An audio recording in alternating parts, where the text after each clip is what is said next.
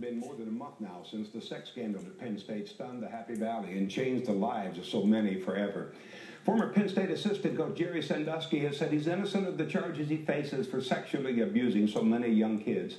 But he stood silently by while the Penn State president, the athletic director, and the legendary coach Joe Paterno lost their jobs in disgrace. Is that really the action of an innocent man?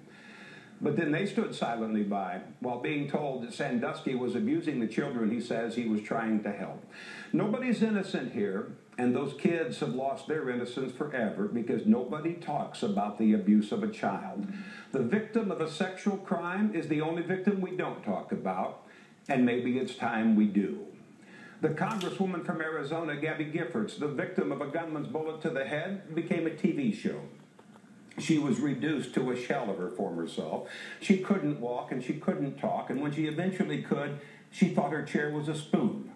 And we saw it all because she was a victim, and now a survivor, and we shine a light for all to see.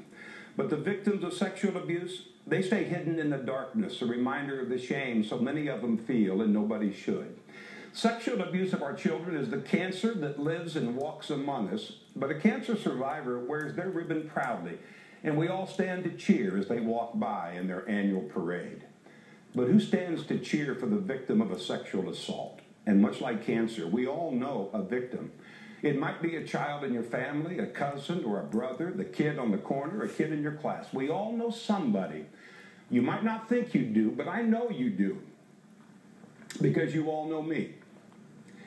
I was 10 years old in my little Iowa town. It really was the Mayberry of the Midwest. Everybody knew everybody, at least we thought we did. A 16-year-old boy said, let's ride our bikes to the ball field at the edge of town, but there was nobody there. He then started what Sandusky would describe as horsing around until he threw me to the ground and pulled at my pants. I can still take you to the spot on the ball field where it happened. I know exactly where it was, but then it was only 53 years ago. He had my pants below my knees before he decided to let me go, and I don't know why. My screams couldn't have been heard. There was nobody there. Maybe he was afraid of my dad, because in my hometown, everybody was. But I never told my dad. I never told anybody. And too many times in the last month, I've had to ask myself, how many little boys didn't get away? How many lives did that monster ruin because I didn't tell?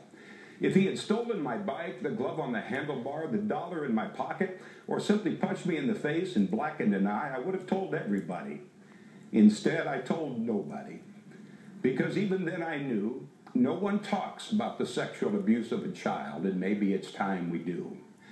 No one knows who actually said it, but we need to remember it now. The only thing necessary for evil to flourish is for good men to do nothing. The good men at Penn State University didn't, and the innocence of a child was lost forever. Talk to your children, and more importantly, make sure that your children aren't afraid to talk to you. The innocence of a child is worth fighting for. The innocence of a child is worth the job of a football coach. The innocence of a child is worth talking about, and that's why I choose to talk about it tonight. And it's why, at this time of year every year, I want the Oak Ridge boys to remind us all, thank God for kids. I'm Dale Hansen. Good night.